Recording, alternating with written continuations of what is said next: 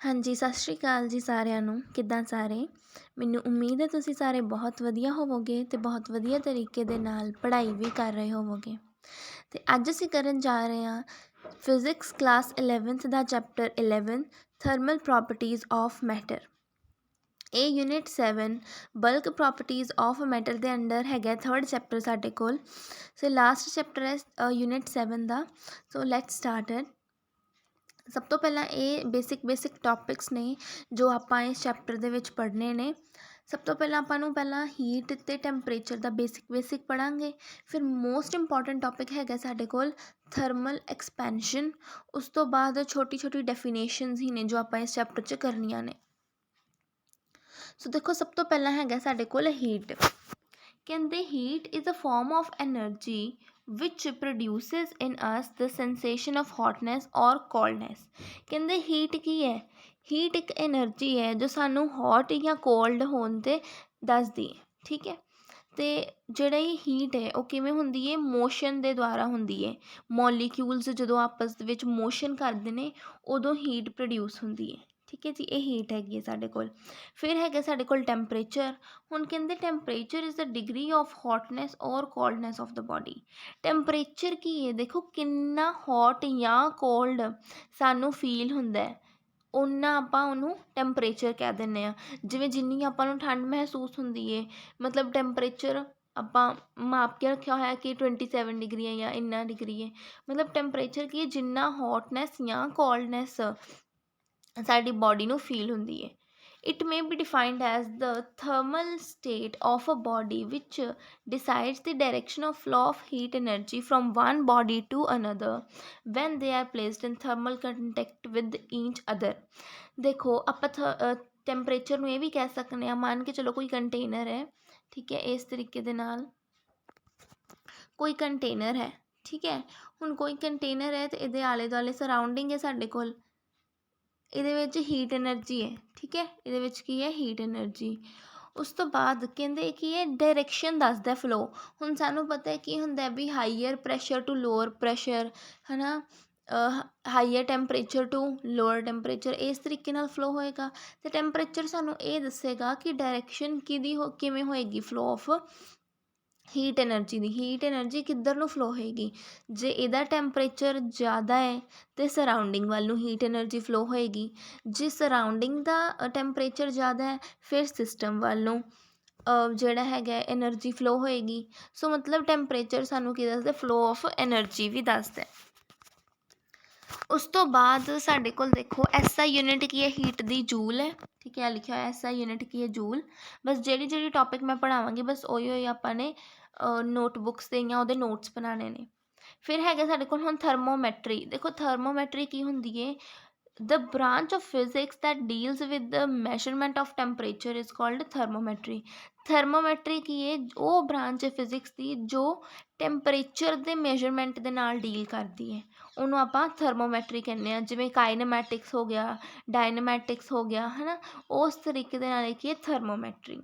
ਹੁਣ ਥਰਮਾਮੀਟਰ ਕੀ ਹੁੰਦਾ? ਇੱਕ ਡਿਵਾਈਸ ਹੈ ਜਿਹਦੇ ਨਾਲ ਆਪਾਂ ਬੋਡੀ ਦਾ ਟੈਂਪਰੇਚਰ ਮੈਜ਼ਰ ਕਰ ਸਕਦੇ ਹਾਂ। ਇਹ 'ਚ ਤਾਂ ਕੁਛ ਵੀ ਨਹੀਂ ਸੀ। ਅੱਗੇ ਹੈਗਾ ਆਪਣੇ ਕੋਲ ਥਰਮਲ ਐਕਸਪੈਂਸ਼ਨ। ਦੇਖੋ, ਇਹ ਆਪਣਾ ਮੋਸਟ ਇੰਪੋਰਟੈਂਟ ਟੋਪਿਕ ਜਿਹੜਾ ਸਟਾਰਟ ਹੋ ਚੁੱਕਿਆ ਹੈ ਅਤੇ ਹੁਣ ਇਹਦੇ ਰਿਲੇਟਿਡ ਆਪਾਂ ਗੱਲਾਂ ਕਰਾਂਗੇ। ਸੋ ਦੇਖੋ, ਹੁਣ ਥਰਮਲ ਐਕਸਪੈਂਸ਼ਨ ਕੀ ਹੈ ਬੋਡੀ ਦਾ? ਐਕਸਪੈਂਸ਼ਨ ਵਰਡ ਦੇਖੋ, ਸਮਝੋ। ਥਰਮਲ ਮਤਲਬ ਹੀਟ, ਐਕਸਪੈਂਸ਼ਨ ਮਤਲਬ ਐਕਸਪੈਂਡ ਕਰਨਾ। ਕੋਈ ਚੀਜ਼ ਐਕਸਪੈਂਡ ਕਰ ਗਈ, ਕੋਈ ਚੀਜ਼ ਵੱਡੀ ਹੋ ਗਈ। ਮੰਨ ਲਓ ਇੱਥੇ ਤੱਕ ਸੀ, ਉਹ ਐਕਸਪੈਂਡ ਹੋ ਕੇ ਇੰਨੀ ਵੱਧ ਗਈ ਹੋਰ। ਠੀਕ ਹੈ, ਇਹ ਹੋ ਗਿਆ ਐਕਸਪੈਂਡ ਹੋ ਗਈ। ਥਰਮਲ ਐਕਸਪੈਂਸ਼ਨ ਦਾ ਕੀ ਮਤਲਬ ਹੈ ਵੀ ਜਦੋਂ ਵੀ ਆਪਾਂ ਵੀ ਕਿਸੇ ਓਬਜੈਕਟ ਨੂੰ ਹੀਟ ਐਨਰਜੀ ਪ੍ਰੋਵਾਈਡ ਕਰਨੇ ਆ ਅਤੇ ਉਹ ਕੀ ਹੋ ਜਾਏ? ਇਨਕਰੀਜ਼ ਹੋ ਜਾਏ ਸਾਈਜ਼ 'ਚ, ਉਹਨੂੰ ਆਪਾਂ ਬੋਲਦੇ ਹਾਂ ਥਰਮਲ ਐਕਸਪੈਂਸ਼ਨ। ਕਹਿੰਦੇ the increase in the size of the body when it is heated is called thermal expansion. ਮਤਲਬ ਜਦੋਂ ਆਪਾਂ ਹੀਟ ਕਰੀਏ ਕਿਸੇ ਓਬਜੈਕਟ ਨੂੰ ਅਤੇ ਉਹਦੇ ਕੀ ਹੈ? ਇਨਕਰੀਜ਼ ਹੋ ਜਾਏ, ਸਾਈਜ਼ ਵੱਧ ਜਾਏ ਉਹਦਾ, ਅਤੇ ਉਹਨੂੰ ਆਪਾਂ ਥਰਮਲ ਐਕਸਪੈਂਸ਼ਨ ਬੋਲਦੇ ਹਾਂ। Almost all solids, liquid and gases expand on heating. ਹਰ ਇੱਕ ਓਬਜੈਕਟ ਸੋਲਿਡ, ਲਿਕੁਇਡ ਅਤੇ ਗੈਸ ਐਕਸਪੈਂਡ ਕਰਦੇ ਨੇ ਹੀਟਿੰਗ 'ਤੇ। ਠੀਕ ਹੈ ਜੀ। ਅੱਗੇ ਹੈਗੇ different types of thermal expansion. ਹੁਣ ਥਰਮਲ ਐਕਸਪੈਂਸ਼ਨ ਆਪਣੇ ਕੋਲ ਡਿਫਰੈਂਟ ਟਾਈਪ ਦਾ ਹੈ ਅਤੇ ਇਹ ਮੋਸਟ ਇੰਪੋਰਟੈਂਟ ਨੇ। ਦੇਖੋ ਲੀਨੀਅਰ ਐਕਸਪੈਂਸ਼ਨ, ਏਰੀਅਲ ਐਕਸਪੈਂਸ਼ਨ ਜਾਂ ਆਪਾਂ ਜਿਹਨੂੰ ਸੁਪਰਫਿਸ਼ੀਅਲ ਐਕਸਪੈਂਸ਼ਨ ਕਹਿੰਦੇ ਆ, ਵੋਲਿਊਮੈਟ੍ਰਿਕ ਜਾਂ ਕਿਊਬਿਕਲ ਐਕਸਪੈਂਸ਼ਨ। ਠੀਕ ਹੈ, ਹੁਣ ਦੇਖੋ ਇਹ ਜਿਹੜੇ ਤਿੰਨ ਆਪਣੇ ਕੋਲ ਐਕਸਪੈਂਸ਼ਨ ਦੇ ਥਰਮਲ ਐਕਸਪੈਂਸ਼ਨ ਦੇ ਟਾਈਪਸ ਨੇ। ਲੀਨੀਅਰ ਮਤਲਬ ਲੈਂਥ 'ਚ ਚੇਂਜ ਆਇਆ, ਮਤਲਬ ਜਦੋਂ ਆਪਾਂ ਹੀਟ ਕੀਤੀ ਲੈਂਥ ਵੱਧ ਗਈ। ਜਦੋਂ ਆਪਾਂ ਹੀਟ ਕੀਤਾ ਏਰੀਅਲ ਮਤਲਬ ਏਰੀਆ ਇਨਕਰੀਜ਼ ਹੋ ਗਿਆ। ਠੀਕ ਹੈ, ਅਤੇ ਜੇ ਆਪਾਂ ਉਹਨੂੰ ਹੀਟ ਕੀਤਾ ਅਤੇ ਉਹਦੀ ਇਨਕਰੀਜ਼ ਕੀ ਹੋ ਗਈ, ਵੋਲੀਅਮ ਇਨਕਰੀਜ਼ ਹੋ ਗਈ, ਅਤੇ ਉਹਨੂੰ ਆਪਾਂ ਵੋਲੀਓਮੈਟ੍ਰਿਕ ਕਹਿ ਦਿੰਦੇ ਹਾਂ ਜਾਂ ਕਿਊਬਿਕ ਕਹਿ ਦਿੰਦੇ ਹਾਂ। ਠੀਕ ਹੈ, ਇੱਕ ਮਿੰਟ, ਹਾਂਜੀ। ਹੁਣ ਦੇਖੋ ਜਿਹੜਾ ਲੀਨੀਅਰ ਐਕਸਪੈਂਸ਼ਨ ਹੈ ਮਤਲਬ ਲੈਂਥ ਦੇ ਵਿੱਚ ਚੇਂਜ ਆਏਗਾ। ਇਹ ਡੈਰੀਵੇਸ਼ਨਸ ਕਰਨੀਆਂ ਨੇ ਆਪਾਂ। ਦੇਖੋ ਇਹ ਰੋਡ ਹੈ, ਉੱਤੇ ਡਾਇਗਰਾਮ ਬਣੀ ਹੋਈ ਹੈ, ਦੇਖੋ, ਹਾਂਜੀ, ਆਹ ਰੋਡ ਹੈ ਸਾਡੇ ਕੋਲ, ਆਪਾਂ ਉਹਨੂੰ ਹੀਟ ਕੀਤਾ, ਥੋੜ੍ਹਾ ਜਿਹਾ ਇੱਧਰੋਂ ਇਨਕਰੀਜ਼ ਹੋ ਗਈ ਉਹ। ਠੀਕ ਹੈ, ਥੋੜ੍ਹਾ ਜਿਹਾ ਦੂਜੀ ਸਾਈਡ ਤੋਂ ਇਨਕਰੀਜ਼ ਹੋ ਗਿਆ। ਆਹ ਡਾਇਗਰਾਮ ਹੈ ਸਾਡੇ ਕੋਲ। ਠੀਕ ਹੈ, ਤਾਂ ਮੰਨ ਕੇ ਚੱਲੋ ਵੀ ਪਹਿਲਾਂ ਜਿਹੜੀ ਰੋਡ ਸੀ ਸਾਡੇ ਕੋਲ ਉਹਦੀ ਲੈਂਥ ਸੀ L, ਥੋੜ੍ਹਾ ਜਿਹਾ ਵੱਧ ਗਿਆ ਆਪਣੇ ਕੋਲ, ਇੱਧਰੋਂ ਵੀ ਥੋੜ੍ਹੀ ਜਿਹੀ ਇਨਕਰੀਜ਼ ਹੋ ਗਈ, ਅਤੇ ਆਹ ਕੀ ਆਪਾਂ ਇਹਨੂੰ ਕੀ ਮੰਨ ਲਿਆ ਵੀ ਹੁਣ ਟੋਟਲ ਲੈਂਥ ਕਿੰਨੀ ਹੈ ਇਹਨਾਂ ਦੀ, L ਤਾਂ ਪਹਿਲਾਂ ਹੀ ਸੀ ਪਲੱਸ ਇਨਕਰੀਜ਼ ਕਿੰਨਾ ਹੋਇਆ ਡੈਲਟਾ L, ਵੀ ਥੋੜ੍ਹੀ ਜਿਹੀ ਕੀ ਹੋ ਗਈ, ਵੱਧ ਗਈ। ਠੀਕ ਹੈ, ਇਹ ਤਾਂ ਹੈ ਨਹੀਂ ਵੀ ਜ਼ਿਆਦਾ ਹੀ ਵੱਧ ਜਾਏਗੀ, ਥੋੜ੍ਹੀ ਜਿਹੀ ਵੱਧਦੀ ਹੁੰਦੀ ਹੈ। ਅਤੇ ਹੁਣ L ਪਲੱਸ ਆਪਾਂ ਨੇ ਡੈਲਟਾ L ਰੱਖ ਲਿਆ। ਹੁਣ ਦੇਖੋ ਆਪਾਂ ਇੱਥੋਂ ਹੀ ਡੈਰੀਵੇਸ਼ਨ ਕਰਨੀ ਸਟਾਰਟ ਕਰ ਦੇਣੀ ਹੈ, ਡਾਇਗਰਾਮ ਬਣਾ ਕੇ ਚਾਹੇ ਨਾ ਵੀ। ਸਭ ਤੋਂ ਪਹਿਲਾਂ ਜਿਹੜਾ ਡੈਲਟਾ L ਹੈ, ਹੁਣ ਦੇਖੋ ਇਹ ਕਿਹਦੇ ਡਾਇਰੈਕਟਲੀ ਪ੍ਰਪੋਰਸ਼ਨਲ ਹੈ, ਟੈਂਪਰੇਚਰ ਦੇ, ਹੈ ਨਾ, ਟੈਂਪਰੇਚਰ ਦਾ ਹੀ ਹੋਏਗਾ, ਕਿਉਂਕਿ ਦੇਖੋ ਜਿੰਨਾ ਆਪਾਂ ਟੈਂਪਰੇਚਰ ਉਹਨੂੰ ਦੇਵਾਂਗੇ ਤਾਂ ਹੀ ਉਹ ਹੀਟ ਹੋਏਗਾ। ਜਿੰਨਾ ਜ਼ਿਆਦਾ ਟੈਂਪਰੇਚਰ ਦੇਵਾਂਗੇ ਉਹ ਹੀਟ ਹੋ ਜਾਏਗਾ। ਠੀਕ ਹੈ, ਜਿਵੇਂ ਆਪਾਂ ਘੱਟ ਟੈਂਪਰੇਚਰ ਹੋਏਗਾ ਉਹ ਠੰਡਾ ਹੋਏਗਾ। ਇਸ ਤਰੀਕੇ ਦੇ ਨਾਲ ਕਹਿੰਦੇ ਹੁਣ ਹੀਟ ਕਰਨ ਦੇ ਲਈ ਟੈਂਪਰੇਚਰ ਆਪਾਂ ਨੂੰ ਜ਼ਿਆਦਾ ਦੇਣਾ ਪਏਗਾ। ਠੀਕ ਹੈ, ਇਹ ਕਿੰਨਾ ਡਾਇਰੈਕਟਲੀ ਪ੍ਰਪੋਰਸ਼ਨਲ ਹੈ ਟੈਂਪਰੇਚਰ ਦੇ, ਵੀ ਜਿੰਨਾ ਜ਼ਿਆਦਾ ਟੈਂਪਰੇਚਰ ਹੋਏਗਾ ਓਨੀ ਹੀ ਜ਼ਿਆਦਾ ਲੈਂਥ ਇਨਕਰੀਜ਼ ਹੋਏਗੀ। ਠੀਕ ਹੈ, ਫਿਰ ਇੱਕ ਸੈਕਿੰਡ ਆਪਣੇ ਕੋਲ ਆਪਾਂ ਬਣਾਉਣੀ ਹੈ ਵੀ ਜਿਹੜੀ ਇਹ ਡੈਲਟਾ L ਆਈ ਹੈ ਆਪਣੇ ਕੋਲ, ਇਹ ਡਾਇਰੈਕਟਲੀ ਪ੍ਰਪੋਰਸ਼ਨਲ ਹੈ L ਦੇ। ਦੋ ਇਕੁਏਸ਼ਨਸ ਬਣਾਈਆਂ ਨੇ ਆਪਾਂ, ਡੈਲਟਾ L ਡਾਇਰੈਕਟਲੀ ਪ੍ਰਪੋਰਸ਼ਨਲ ਹੈ L ਦੇ। ਦੇਖੋ ਜੀ ਆਹ ਓਰੀਜਨਲ ਹਾਈਟ ਲੈਂਥ ਜਿਹੜੀ ਇਹਦੀ ਜ਼ਿਆਦਾ ਹੈ ਅਤੇ ਇਹ ਵੀ ਜ਼ਿਆਦਾ ਹੀ ਹੋਏਗੀ, ਜੇ ਇਹ ਘੱਟ ਹੈ ਅਤੇ ਇਹ ਵੀ ਘੱਟ ਹੋਏਗੀ। So delta L is directly proportional to delta T। ਇਹ ਦੋ ਇਕੁਏਸ਼ਨਸ ਆਪਾਂ ਨੇ ਕਰ ਲਈਆਂ।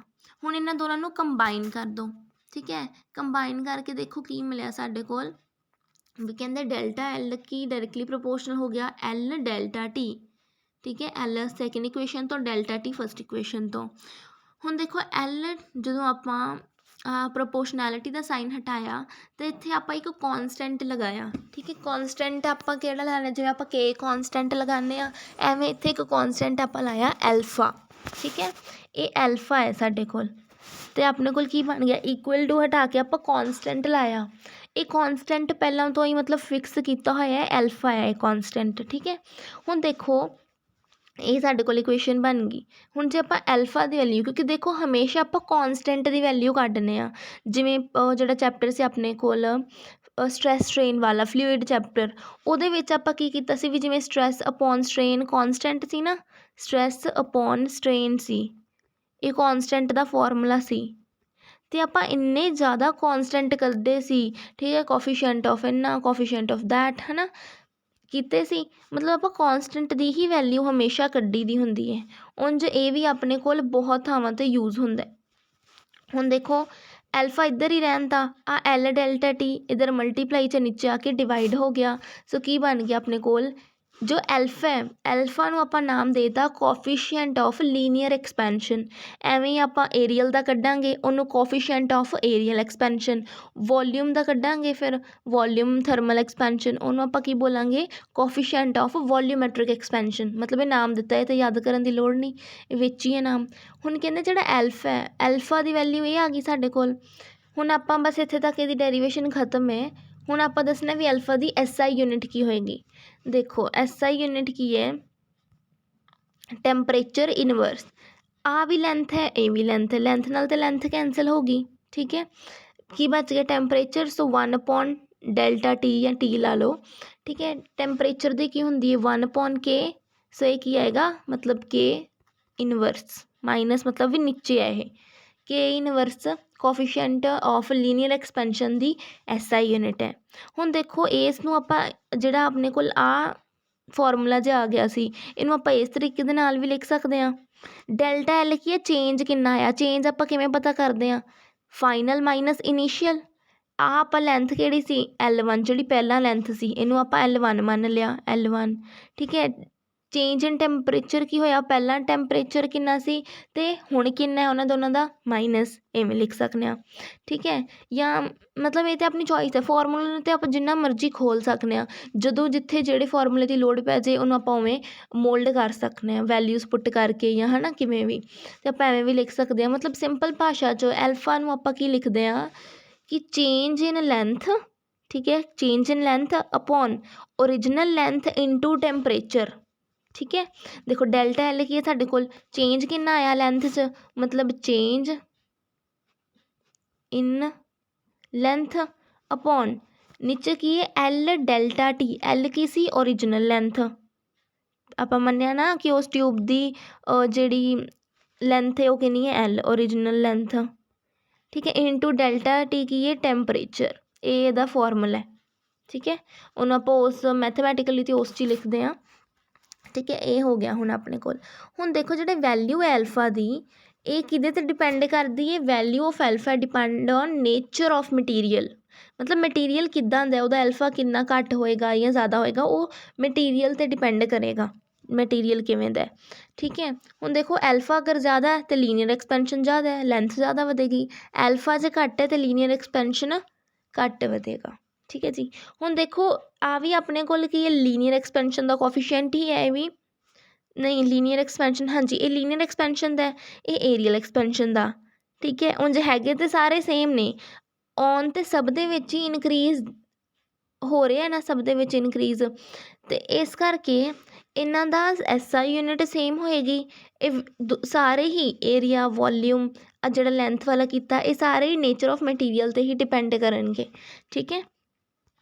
ਹੁਣ ਦੇਖੋ ਏਰੀਅਲ ਹੈ ਮੰਨ ਕੇ ਚੱਲੋ ਵੀ ਆਹ ਸਾਡੇ ਕੋਲ ਬਾਕਸ ਸੀ ਠੀਕ ਹੈ ਇਹਦਾ ਏਰੀਆ ਸੀ ਇਹਦਾ ਏਰੀਆ ਕਿੰਨਾ ਸੀ ਠੀਕ ਹੈ। ਆਪਾਂ ਇਹਨੂੰ ਹੀਟ ਪ੍ਰੋਵਾਈਡ ਕੀਤੀ ਅਤੇ ਇਹਦਾ ਏਰੀਆ ਵੱਧ ਕੇ ਕਿੰਨਾ ਹੋ ਗਿਆ ਇੰਨਾ ਹੋ ਗਿਆ ਪਹਿਲਾਂ ਲੈਂਥ ਇਹਦੀ ਕਿੰਨੀ ਸੀ L ਅਤੇ ਏਰੀਆ ਸੀ ਅਤੇ ਹੁਣ ਇਨਕਰੀਜ਼ ਹੋ ਕੇ ਮੰਨ ਕੇ ਚਲੋ ਇਹਦੀ ਲੈਂਥ ਕੀ ਹੋ ਗਈ L ਪਲੱਸ ਡੈਲਟਾ L ਠੀਕ ਹੈ।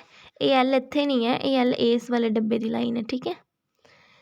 ਅਤੇ ਏਰੀਆ ਦਾ ਕਿੰਨਾ ਵੱਧ ਗਿਆ ਪਲੱਸ ਇਹ ਤਾਂ ਪਹਿਲਾਂ ਹੀ ਸੀ ਨਾ ਪਲੱਸ ਇਨਕਰੀਜ਼ ਕਿੰਨਾ ਹੋ ਗਿਆ ਡੈਲਟਾ ਟੋਟਲ ਇੰਨਾ ਬਣ ਗਿਆ ਸਾਡੇ ਕੋਲ ਠੀਕ ਹੈ। ਇਹ ਆਪਾਂ ਇੱਥੇ ਪੁੱਟ ਕਰਾਂਗੇ ਦੇਖੋ ਡੈਲਟਾ ਡਾਇਰੈਕਟਲੀ ਪ੍ਰਪੋਰਸ਼ਨਲ ਹੈ ਟੈਂਪਰੇਚਰ ਦੇ ਅਤੇ ਡਾਇਰੈਕਟਲੀ ਪ੍ਰਪੋਰਸ਼ਨਲ ਹੈ ਓਰੀਜਨਲ ਵਾਲੇ ਏਰੀਆ 'ਤੇ ਸੇਮ ਇਹ ਵੀ ਉੱਪਰ ਆਪਾਂ ਕੀਤਾ ਹੀ ਸੀ ਓਰੀਜਨਲ ਲੈਂਥ ਅਤੇ ਟੈਂਪਰੇਚਰ 'ਤੇ ਦੋਨਾਂ ਨੂੰ ਕੰਬਾਈਨ ਕੀਤਾ ਦੇਖੋ ਕੀ ਬਣ ਗਿਆ ਆਪਣੇ ਕੋਲ delta is directly proportional to delta T ਠੀਕ ਹੈ। ਹੁਣ ਕੋਫੀਸ਼ੀਐਂਟ ਆ ਜਿਹੜਾ ਪ੍ਰੋਪੋਰਸ਼ਨੈਲਿਟੀ ਦਾ ਸਾਈਨ ਆਪਾਂ ਹਟਾਇਆ ਇੱਥੇ ਇੱਕ ਕੋਫੀਸ਼ੀਐਂਟ ਲੱਗ ਗਿਆ ਦੈਟ ਇਜ਼ ਬੀਟਾ ਠੀਕ ਹੈ ਬੀਟਾ ਲੱਗ ਗਿਆ ਹੁਣ ਇੱਥੇ ਬੀਟਾ ਦੀ ਵੈਲਿਊ ਕੱਢ ਲਾਂਗੇ ਇਹ ਆਪਣੇ ਕੋਲ ਇਕੁਏਸ਼ਨ ਹੈ ਠੀਕ ਹੈ ਬੀਟਾ ਲਗਾਉਣਾ ਇੱਥੇ ਹੁਣ ਦੇਖੋ ਬੀਟਾ ਦੀ ਵੈਲਿਊ ਕੀ ਆਉਂਦੀ ਹੈ ਡੈਲਟਾ ਤਾਂ ਇੱਧਰ ਹੈਗਾ ਹੀ ਸੀ ਡੈਲਟਾ ਟੀ ਨੂੰ ਆਪਾਂ ਡਿਵਾਈਡ 'ਚ ਲੈ ਆਵਾਂਗੇ ਤਾਂ ਕੀ ਬਣ ਜਾਏਗਾ ਡੈਲਟਾ ਟੀ ਠੀਕ ਹੈ ਡੈਲਟਾ ਅਪੋਨ ਡੈਲਟਾ ਟੀ ਉਸ ਤੋਂ ਬਾਅਦ ਦੇਖੋ ਹੁਣ ਜਿਹੜਾ ਇਹ ਹੈ ਏਰੀਅਲ ਐਕਸਪੈਂਸ਼ਨ ਦਾ ਕੋਫੀਸ਼ੀਐਂਟ ਬੀਟਾ ਹੈ ਠੀਕ ਹੈ ਇਹਦੀ SI ਯੂਨਿਟ ਵੀ ਹੋਏਗੀ ਕੈਲਵਿਨ ਇਨਵਰਸ ਹੋਏਗੀ ਅਤੇ ਇਹ ਡਿਪੈਂਡ ਕਰੇਗਾ ਨੇਚਰ ਆਫ ਮਟੀਰੀਅਲ 'ਤੇ ਅਤੇ ਜੇ ਬੀਟਾ ਵੱਧ ਹੈ ਏਰੀਅਲ ਐਕਸਪੈਂਸ਼ਨ ਜ਼ਿਆਦਾ ਹੈ ਜੇ ਬੀਟਾ ਘੱਟ ਹੈ ਤਾਂ ਏਰੀਅਲ ਐਕਸਪੈਂਸ਼ਨ ਘੱਟ ਹੈ ਸੇਮ ਐਜ਼ ਲੀਨੀਅਰ ਐਕਸਪੈਂਸ਼ਨ ਠੀਕ ਹੈ। ਦੇਖੋ SI ਯੂਨਿਟ ਇੱਕ ਵਾਰ ਕੈਲਵਿਨ ਮੈਂ ਤੁਹਾਨੂੰ ਕਨਫਰਮ ਦੱਸਦੀ ਹਾਂ ਕਿਵੇਂ ਆਈ ਏਰੀਆ ਨਾਲ ਏਰੀਆ ਕੈਂਸਲ ਸੋ 1/T ਵਿਚ will be equal to kelvin inverse. ਉਸ ਤੋਂ ਬਾਅਦ ਹੈਗਾ ਸਾਡੇ ਕੋਲ ਵੋਲਿਊਮੈਟ੍ਰਿਕ ਐਕਸਪੈਂਸ਼ਨ ਕੋਈ ਵੀ ਮੰਨ ਕੇ ਚਲੋ ਕੋਈ ਬਾਕਸ ਹੈ ਉਹਦੀ ਵੋਲਿਊਮ ਪਹਿਲਾਂ ਇੰਨੀ ਸੀ 20 ਉਸ ਤੋਂ ਬਾਅਦ ਆਪਾਂ ਉਹਨੂੰ ਹੀਟ ਪ੍ਰੋਵਾਈਡ ਕੀਤੀ ਉਹਦੀ ਵੋਲਿਊਮ ਵੱਧ ਗਈ ਸੋ ਕੀ ਆਏਗਾ ਇਕੁਏਸ਼ਨ ਆਪਣੇ ਕੋਲ delta V is directly proportional to delta T ਜਿੰਨਾ ਟੈਂਪਰੇਚਰ ਹੋਏਗਾ ਉਨਾ ਹੀ ਇਨਕਰੀਜ਼ ਹੋਏਗਾ ਅਤੇ delta V is directly proportional to V ਮਤਲਬ ਜਿੰਨੀ ਓਰੀਜਨਲ ਹੈ ਉਹਦੇ 'ਤੇ ਡਾਇਰੈਕਟਲੀ ਪ੍ਰਪੋਰਸ਼ਨਲ ਹੈ ਦੋਨਾਂ ਨੂੰ ਕੰਬਾਈਨ ਕੀਤਾ delta V is directly proportional to V delta T V delta T. ठीक है, बस हम फास्ट करावांगे, जो पहला कर लिया ये तो ईजी ने। प्रपोर्शनैलिटी का साइन हटाया, एक कॉन्सटेंट लग जाएगा दैट इज़ गामा, इनू गामा बोलते हैं। ठीक है, एक कॉन्सटेंट लग गया साडे कोल गामा। हुण देखो अपने को इक्वेशन बन गई, गामा की वैल्यू बाहर कड्डांगे, सो की आ जाएगा delta we upon we delta T. Gamma नूं आपां इधर ही रहन देना है, वी डेल्टा टी नूं दूजी साइड लैके जाना है। फिर ये भी देखो कोफिशिएंट ऑफ वॉल्यूमैट्रिक नूं आपां की नाम दिता गामा। तो ऐसा यूनिट की है दी कैल्विन इनवर्स, क्योंकि देखो वॉल्यूम नाल वॉल्यूम कैंसल, टैंपरेचर बच गया। तो ये भी डिपेंड काहदे ते करेगा, नेचर ऑफ मटीरियल ते। हुण देखो ये की है, चेंज इन वॉल्यूम, वॉल्यूम च कितना चेंज आया upon original volume into temperature. Same है, देखो जिथे लेंथ सी बस उत्थे वॉल्यूम आ गया, तो जिथे बस ओरिजिनल सी वॉल्यूम उत्थे ओरिजिनल लेंथ आ गया, ओरिजिनल एरिया आ गया। ठीक है, हुण देखो बस ये तिन्ने आपां पढ़ने सी, थर्मल एक्सपेंशन दे लीनियर पढ़ना सी, एरियल पढ़ना सी ते वॉल्यूमैट्रिक पढ़ना सी, तीनों पढ़ ले।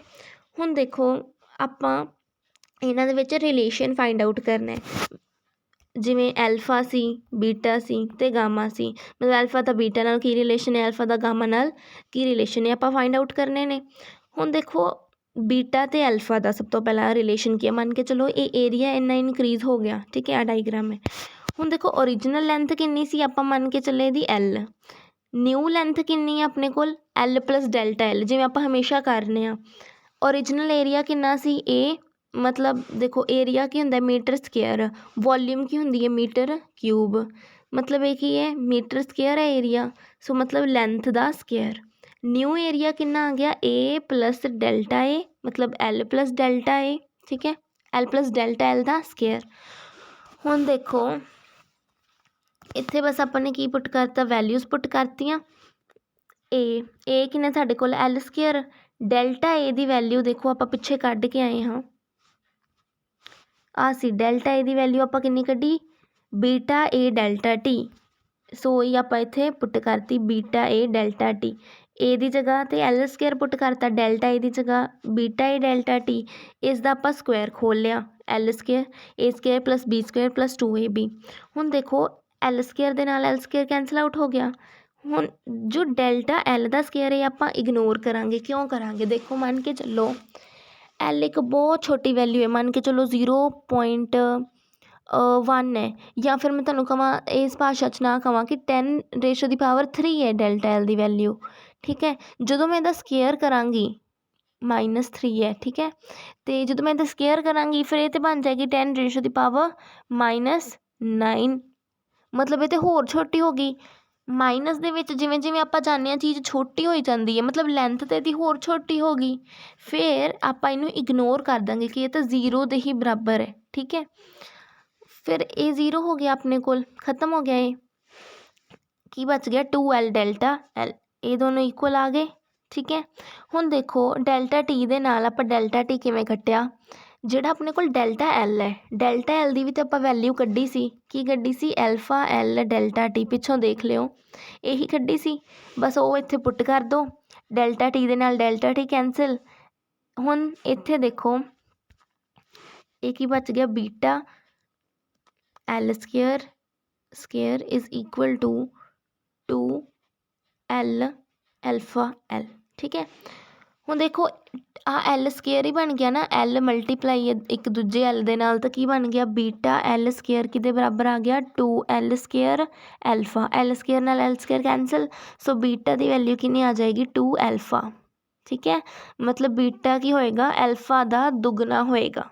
ठीक है जी, ये अपने को आ गया रिलेशन एल्फा ते बीटा च। हुण आपां एल्फा ते गामा च फाइंड आउट करना है।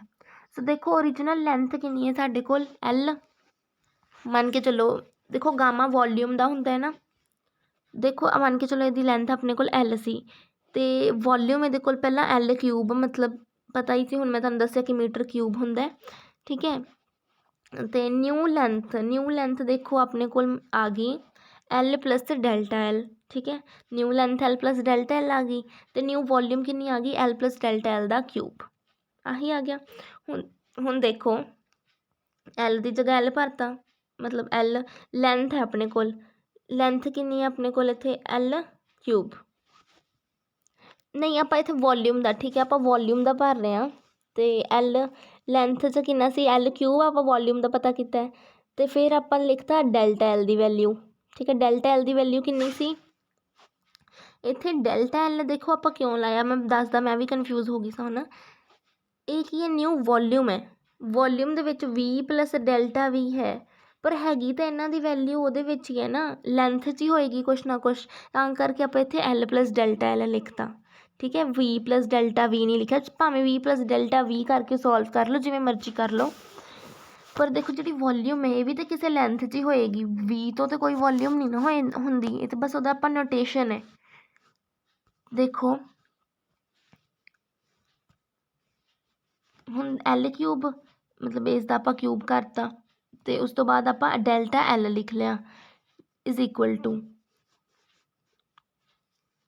ਐਲ ਕਿਊਬ ਡੈਲਟਾ ਐਲ ਦੀ ਕਿਊਬ, ਇਹਦਾ ਫਾਰਮੂਲਾ ਖੋਲ੍ਹ ਲਿਆ, ਠੀਕ ਹੈ। ਐਲ ਕਿਊਬ ਡੈਲਟਾ ਐਲ ਦਾ ਕਿਊਬ, ਇਹਦਾ ਫਾਰਮੂਲਾ ਤੁਹਾਨੂੰ ਆਉਂਦਾ ਹੋਏਗਾ, ਤਾਂ ਹੀ ਹੈ ਨਾ, A cube plus B cube plus 3 A² B plus 3 AB², ਇਹ ਆਪਣੇ ਕੋਲ ਉਹਦਾ ਫਾਰਮੂਲਾ ਹੈ, ਠੀਕ ਹੈ। ਕਿਊਬ ਖੋਲ੍ਹਣ ਦਾ, ਏ ਕਿਊਬ ਹੋ ਗਿਆ, ਬੀ ਕਿਊਬ ਹੋ ਗਿਆ, 3A² ਬੀ ਅਤੇ 3AB², ਇਹ ਆਪਣੇ ਕੋਲ ਆ ਗਿਆ। ਹੁਣ ਇਸ ਨੂੰ ਇਗਨੋਰ ਕਰਾਂਗੇ ਕਿਉਂਕਿ ਬਹੁਤ ਛੋਟੀ ਵੈਲਿਊ ਹੈ ਕਿਊਬ ਦੀ, ਡੈਲਟਾ ਦੀ। ਇੱਕ ਇੱਥੇ ਵੀ ਡੈਲਟਾ ਐਲ ਦਾ ਸਕੇਅਰ ਹੈ ਨਾ ਇਹਦੇ ਵਿੱਚ, ਇਹਨੂੰ ਵੀ ਇਗਨੋਰ ਕਰਤਾ। ਦੋ ਆਪਣੇ ਕੋਲ ਬਚ ਗਈਆਂ, ਐਲ ਕਿਊਬ ਦੇ ਨਾਲ ਐਲ ਕਿਊਬ ਵੀ ਕੈਂਸਲ। ਕੀ ਬਚ ਗਿਆ ਦੇਖੋ, ਵਾਈ, ਦੇਖੋ ਵੀ, ਮੈਂ ਤੁਹਾਨੂੰ ਵੀ ਕਿਹਾ ਸੀ ਨਾ ਕਿ ਵੀ ਵੀ ਕੋਈ ਲੈਂਥ ਹੈ, ਤਾਂ ਵੀ ਦੀ ਜਗ੍ਹਾ ਇਹਨਾਂ ਨੇ ਕੀ ਭਰਤਾ ਇੱਥੇ, ਐਲ ਕਿਊਬ ਭਰਤਾ, ਠੀਕ ਹੈ। ਭਾਵੇਂ ਆਪਾਂ ਸਟਾਰਟਿੰਗ 'ਚ ਹੀ ਉੱਥੇ ਐਲ ਕਿਊਬ ਵੀ ਲਿਖ ਸਕਦੇ ਹਾਂ, ਠੀਕ ਹੈ। ਵੀ ਦੀ ਜਗ੍ਹਾ ਵੀ ਦੀ ਵੈਲਿਊ ਕੀ ਹੁੰਦੀ ਹੈ, ਐਲ ਦੀ cube delta L is equal to, ਇੱਧਰ ਜੋ ਆਪਣੇ ਕੋਲ ਇਕੁਏਸ਼ਨ ਬਚ ਗਈ 3L² ਡੈਲਟਾ ਐਲ। ਹੁਣ ਦੇਖੋ ਇਹ 2 ਅਤੇ ਇਹਦੇ ਨਾਲ 1 ਕੱਟਿਆ ਗਿਆ, ਕੀ ਬਚ ਗਿਆ ਆਪਣੇ ਕੋਲ, ਵਾਈ ਐਲ, ਹਾਂਜੀ। ਪਹਿਲਾਂ ਇਹਨਾਂ ਨੇ ਡੈਲਟਾ ਐਲ ਦੀ ਵੈਲਿਊ ਪੁੱਟ ਕੀਤੀ, ਦੇਖੋ ਡੈਲਟਾ ਐਲ ਦੀ ਇੱਥੇ ਵੀ ਵੈਲਿਊ ਪੁੱਟ ਕਰਤੀ, ਐਲਫਾ ਐਲ ਡੈਲਟਾ ਟੀ, ਅਤੇ ਆਪਣੇ ਕੋਲ ਇਹ ਐਲ ਕਿੰਨਾ ਹੋ ਗਿਆ, ਕਿਊਬ ਹੋ ਗਿਆ, ਅਤੇ ਸਾਰੇ ਕੀ ਹੋ ਗਏ, ਐਲ ਕਿਊਬ ਕੱਟ ਕੇ ਡੈਲਟਾ ਟੀ ਵੀ ਕੱਟਿਆ ਗਿਆ। ਸੋ ਕੀ ਬਚ ਗਿਆ ਆਪਣੇ ਕੋਲ, gamma is equal to 3 alpha, ਠੀਕ ਹੈ।